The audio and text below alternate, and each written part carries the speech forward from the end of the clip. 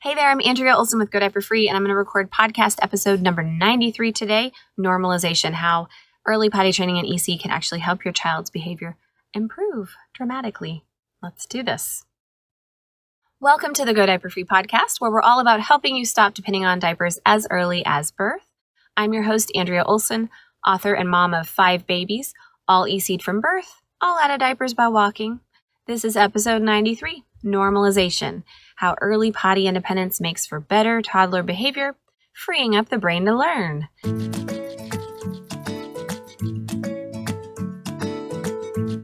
So you can read the written version of today's show over at godiaperfree.com/93, where I will also conveniently link to all the things I mentioned in today's episode. I will also be replying to comments over there, so come on by when you're finished. Early potty independence can cause better toddler behavior, freeing up the brain to learn. Freeing up the brain to learn, that's key here. Getting this one task done developmentally appropriate at the right age to free the brain up to learn more things. This is called normalization in the Montessori school of thought, and something that I really feel compelled to share with you about today. So a few years ago, I received an email from our certified coach, Elizabeth, in Colorado. She's an AMI certified teacher. She's a Montessori educator who specializes in the 12 to 18 month class at the time we spoke at her school.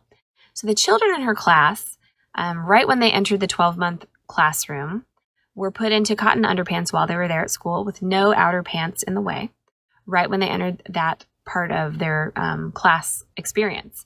Regardless of whether the parents were engaged in any sort of potty training at home, the teachers put them in cotton underpants. The core Montessori philosophy includes taking care of potty capabilities during the 12 to 18 month stage of sensitivity to that task, this sensitive period. And I've covered this previously in our podcast. So that's the core task that the entire class takes on through establishing rhythms of when we go to the bathroom and when we eat, that's related. Increasing sensitivity by wearing cotton pants, that increases the biofeedback loop.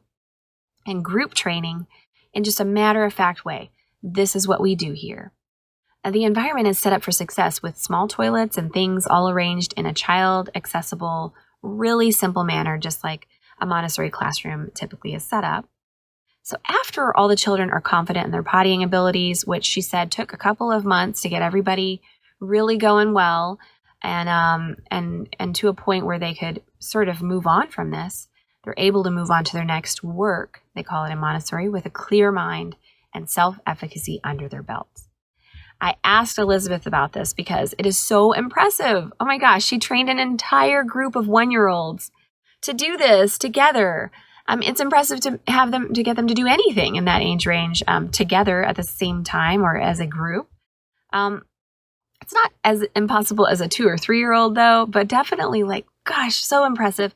She replied to me that early potty learning at this absorbent age actually normalizes children's behavior, and it frees them up to learn the next thing with a calm demeanor.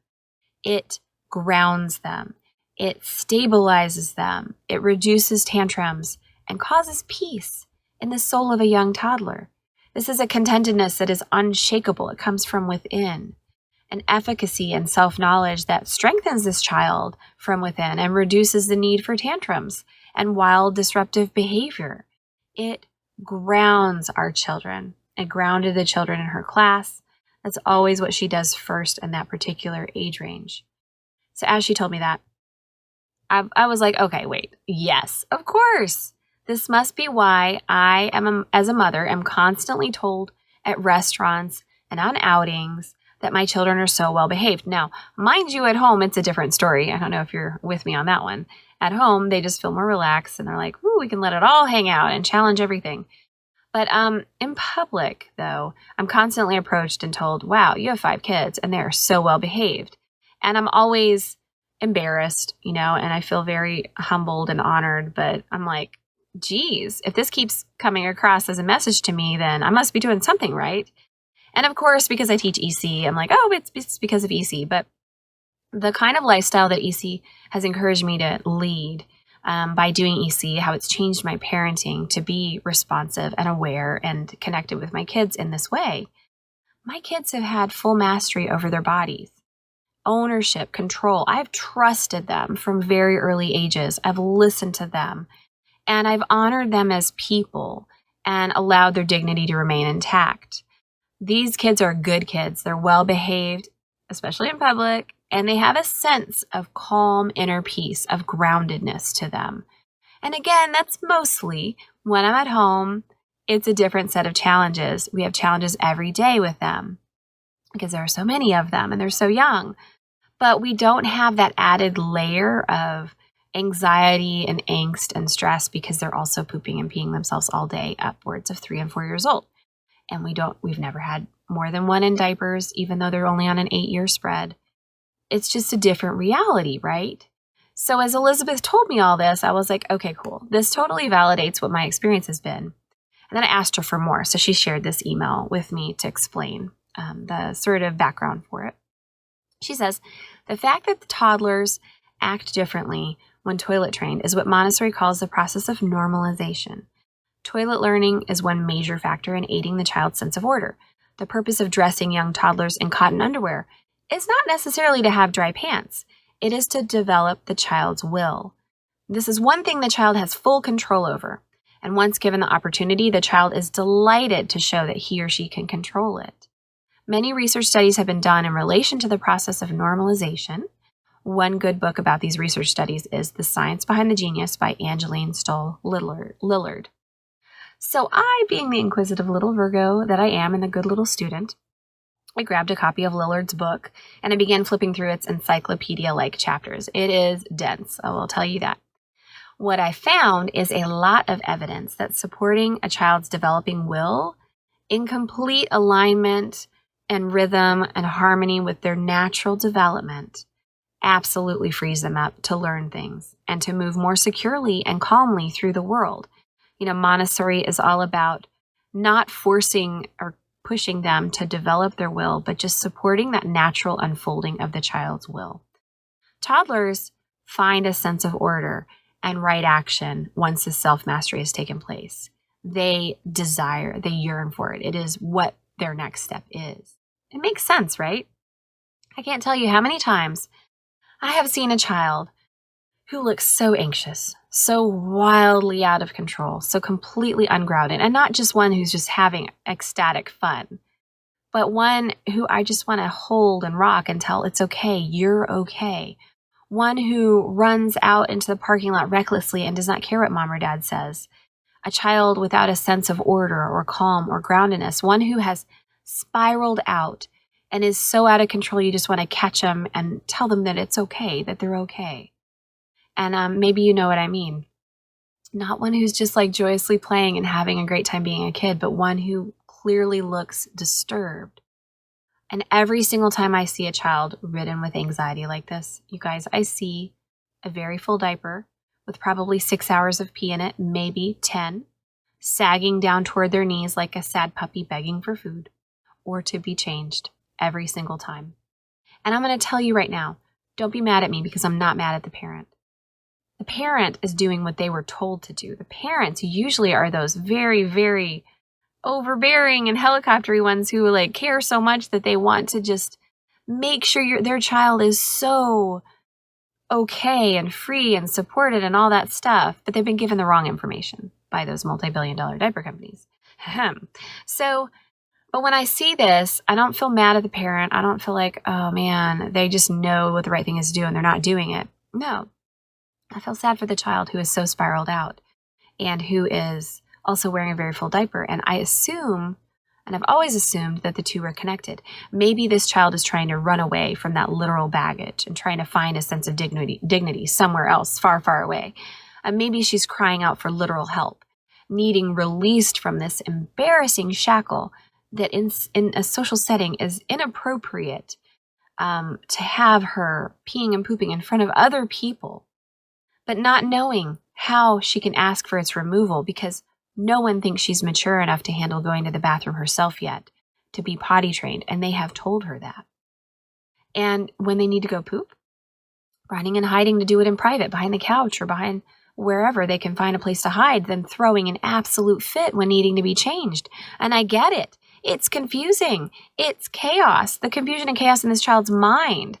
They're up against, what's in their mind versus what they're being told versus their instincts for cleanliness, which we as mammals all have. And I feel so sad for that chaos that truly has not existed until the 1960s, when disposables hit the market.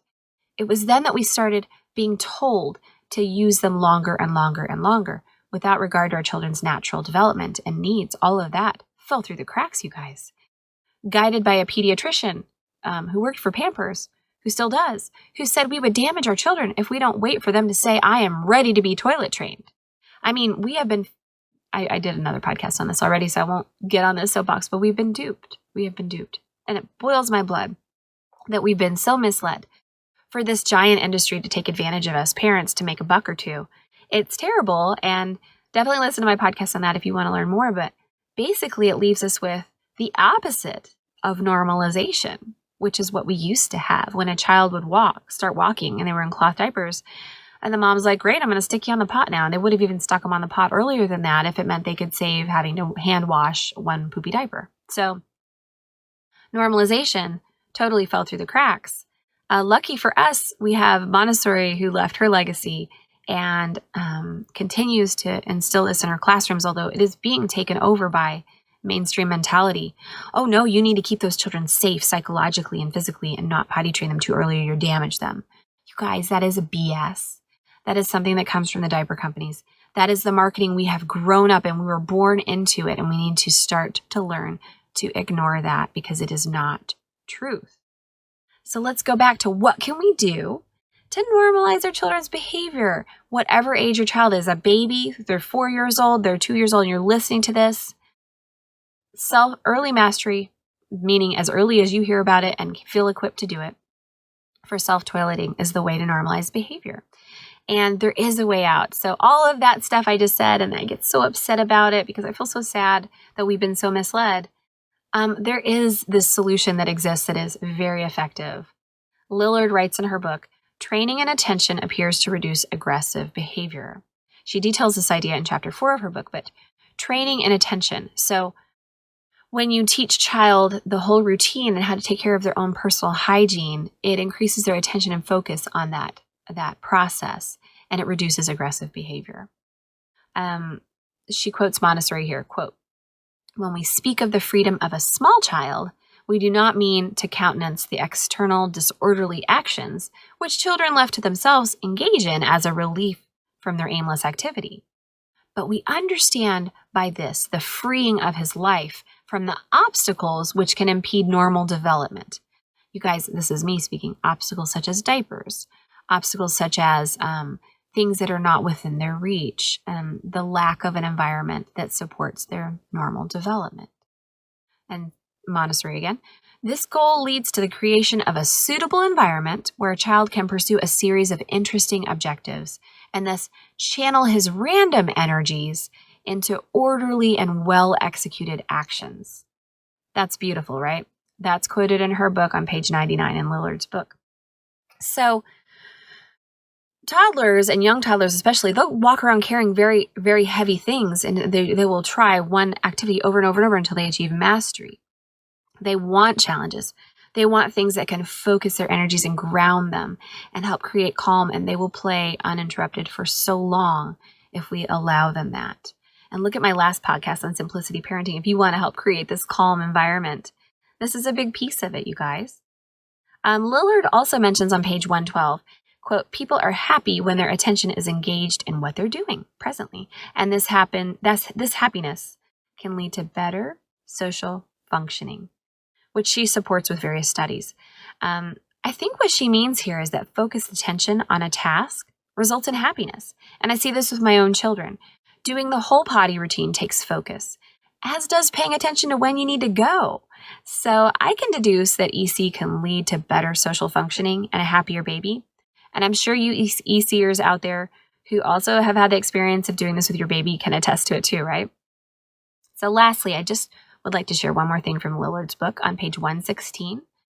Quote, Dr. Montessori believed that her method of education returns children to their true nature, or their normal state, free of perturbations.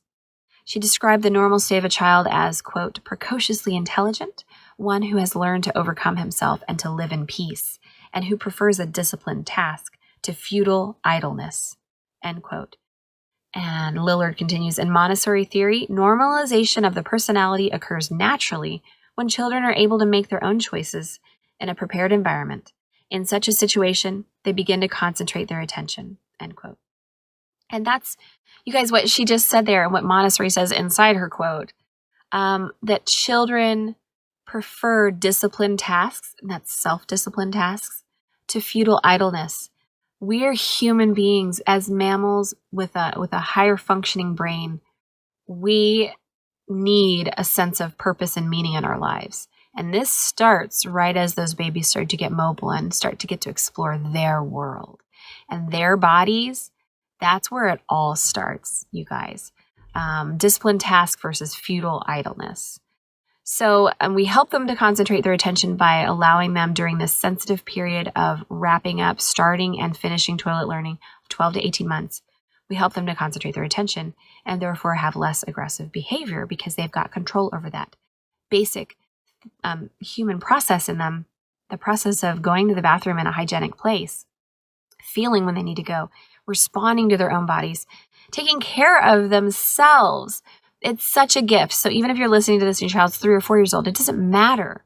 This will help to normalize their behavior. And that's why Elizabeth told me that training the class of 12 to 18-month-olds is the teacher's primary task first, before all the finger painting, before all of the billions of things that, my preschool sends home with my kids every day.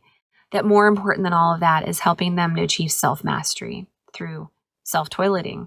From there on out, the children's behavior is normalized, and further learning can take place on this foundation of a calm and centered child who is not spiraling out because they're going against their instincts and they are having to defecate on themselves and urinate on themselves in the presence of other people. That is counter-instinctual, you guys.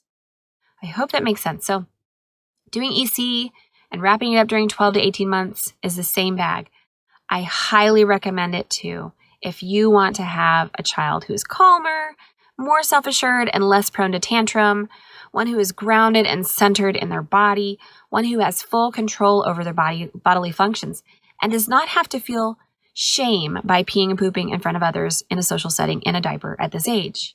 One who is self-confident and truly holds the key to their castle. If that's what you want, you can give that gift to your child by doing EC, even very part-time, even with a diaper as a backup.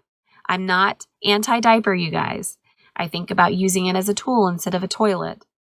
By doing EC part-time or full-time, with or without diapers, and by early potty training, if you don't feel like you can do EC, go for early potty training, 16, 18, 19 months, the latest. 21 months, great. If you wait till 2 or 3, it just gets harder.